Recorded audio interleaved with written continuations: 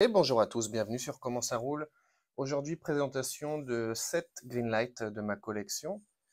Commençons tout de suite avec ce joli Chevrolet Panel de 1939 aux couleurs de la station-service Shell.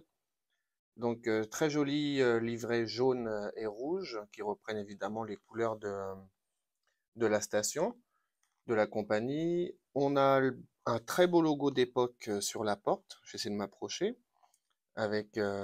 attendez, voilà. Avec une voiture, une sorte de d'aigle sur la partie haute, le nom de la compagnie et l'essence écrit en dessous. On a également le rappel de couleur carrosserie sur les jantes de couleur rouge. Ce que j'aime beaucoup à l'arrière, c'est ce gros logo encore une fois sur la partie euh, basse de la porte droite. On a même le droit à une plaque d'immatriculation et on a un rappel de la couleur jaune au niveau des vitres. Un joli pare-choc chromé également. À l'avant, tout est peint. Oui, les phares sont peints. La calandre est en chrome. On a le rose essuie-glace. Pas de rétroviseur. Par contre, je note quand même le petit détail des clignotants. J'imagine que ce sont des clignotants sur les deux ailes jaunes. Donc ça, c'est très très bien. On a même la plaque d'immatriculation. Ouais, très très joli. Concernant le châssis, il est en métal et on a ici le numéro 566. C'est un véhicule qui appartient à la série numéro 14. C'est sorti en 2021 et voici les véhicules qui rejoignent cette série numéro 14 ici, avec tous des marques bien spécifiques de station-service. On continue avec une jolie Chevrolet Corvette de 69, donc Corvette C3, qui fait ici la publicité pour les pneus BF Goodrich. Vous savez que j'aime beaucoup ces séries spéciales pneus, notamment avec la voiture qui est de l'autre côté, qui pointe vers la droite. On a cette grosse carte avec la publicité d'époque, et je trouve que la miniature ressemble extrêmement bien à la vraie. En tout cas, c'est ce que je pense. On a bien le lettrage blanc sur les pneus. Les extracteurs d'air sont bien présents sur l'aile. Qu'est-ce qu'on a d'autre? On a les jantes aussi, les jantes de type racing qui sont très très bien représentées. À l'avant, ben, une Corvette C3, tout ce qu'il y a de plus classique. On a même le logo Corvette sur le nez. À l'arrière, on a bien les deux feux de chaque côté. Pas d'immatriculation. J'aurais pensé qu'ils allaient mettre BF Goodrich, mais c'est pas très grave. On a les deux sorties. Le beau châssis métal avec le numéro 236 et avec cette jolie carte, ce joli packaging, avec ce rajout ici pour laisser entrer cette grosse carte. Donc très très très très joli.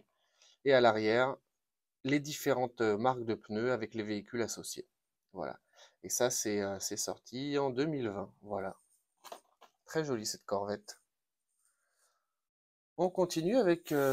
c'est assez inhabituel dans ma collection puisque je collectionne principalement les voitures américaines. Mais je ne pouvais pas passer à côté des garbage, des crados comme j'aime les appeler. Donc une New Beetle, enfin non, une coccinelle en France, une Beetle en Amérique du Nord. Regardez, elle est toute mignonne dans sa belle livrée rouge qui reprend la carte d'échange pour enfants. Euh, on a des belles jantes tôle, on a le droit au rétroviseur, la poignée de porte est bien présente.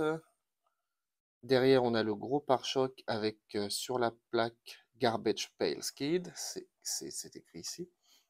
J'ai déjà expliqué ce qu'étaient ces cartes-là, mais s'il y en a qui découvrent mes vidéos, ce sont des cartes que les enfants pouvaient s'échanger comme les cartes Pokémon, pour ceux qui connaissent évidemment.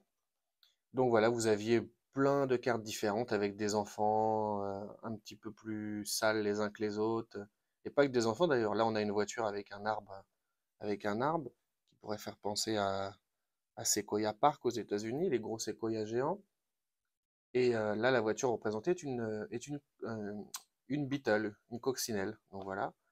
Et petite particularité de ces séries-là, on a souvent la reproduction de la carte sur le véhicule. Là, en l'occurrence, c'est sur le toit. C'est souvent sur le toit. Ça va être difficile de vous montrer à l'endroit, mais euh, c'est pas terrible à travers le blister, je m'excuse, hein. Mais ça vous donne un petit aperçu de ce qui est possible d'acheter si vous vous intéressez au Greenlight. Donc voilà, je disais la reproduction de la carte sur le véhicule directement, le châssis métal avec le numéro 1988. Et là voilà, collectionnez les 6. Il en existe 6 différents et ça c'est sorti en 2019. Très joli. Ensuite, on part du côté de la police de Las Vegas avec une magnifique Dodge Monaco de 74 dans une belle livrée jaune et blanche avec une grosse rampe avec des gros gyrophares rouges, la sirène au milieu. On a un intérieur beige, plutôt réaliste, hein. À l'époque, c'était souvent beige, les intérieurs de voitures de police, en tout cas des Monaco. Euh, la livrée respecte bien les couleurs de la ville de Las Vegas, en tout cas pour celles de ces années-là. Ça a changé, elles ne sont plus jaunes et blanches maintenant. Mention spéciale pour l'arrière, que je trouve extrêmement bien réalisée, notamment grâce à ses feux translucides et non peints. Ça rajoute du réalisme à la miniature. On a même le droit à la plaque d'immatriculation avec le numéro de parc de la voiture, 3206. À l'avant, c'est pareil. Bon, là, c'est peint, mais c'est extrêmement bien fait.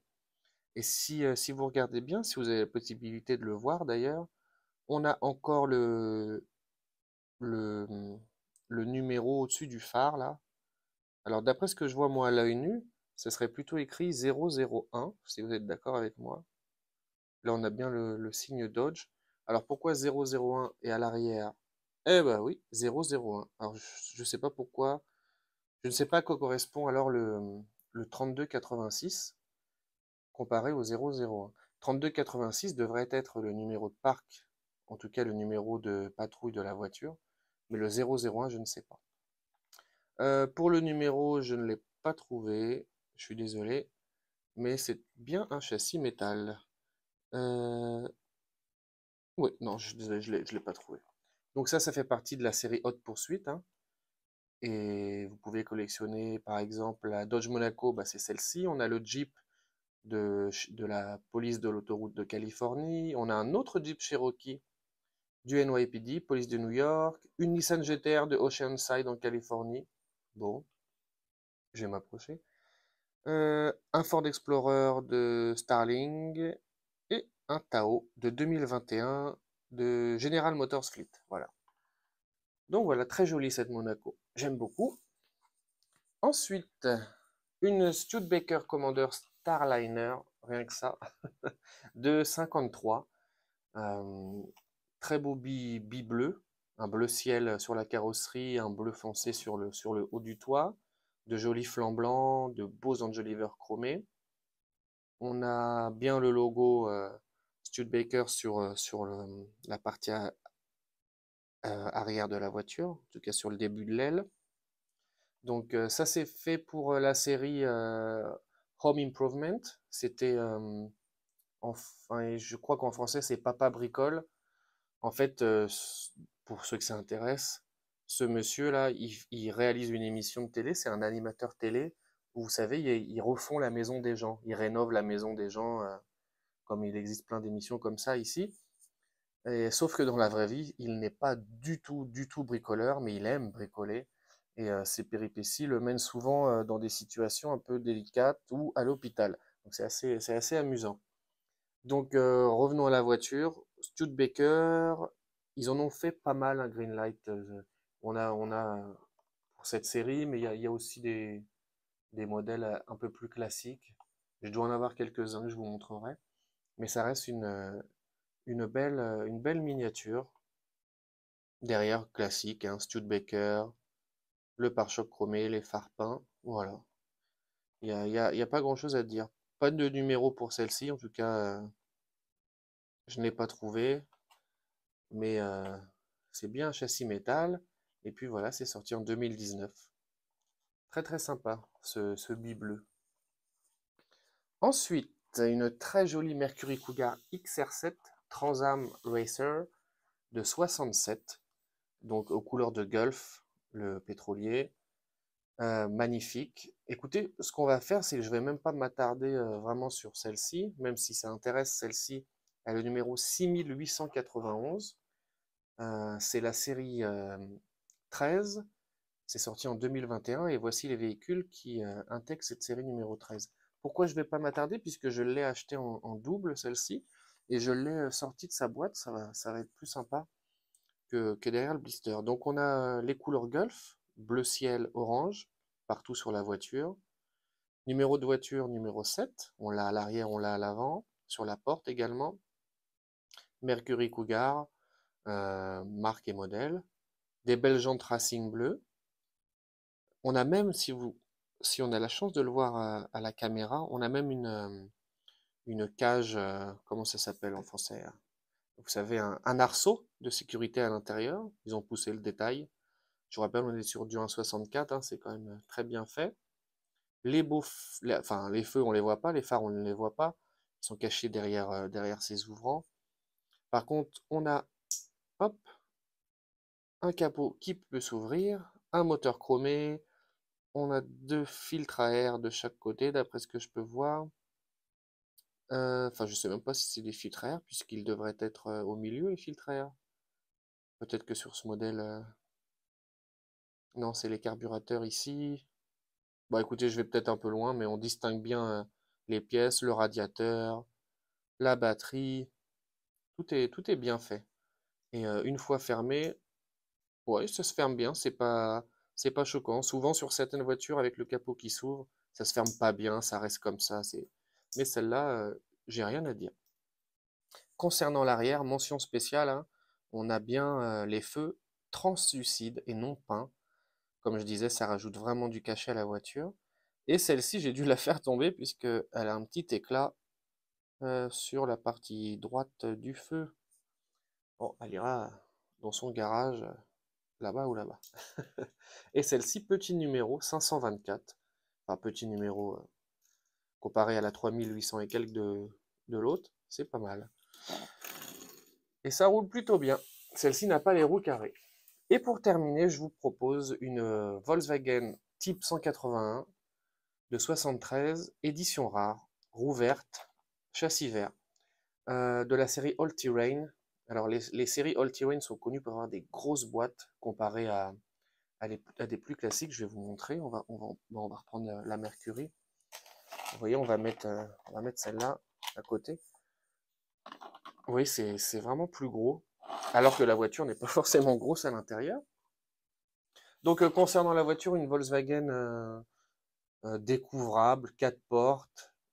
C'est un peu, je vais peut-être me faire corriger, mais ça me fait penser un peu à la Méhari, mais version allemande, voilà.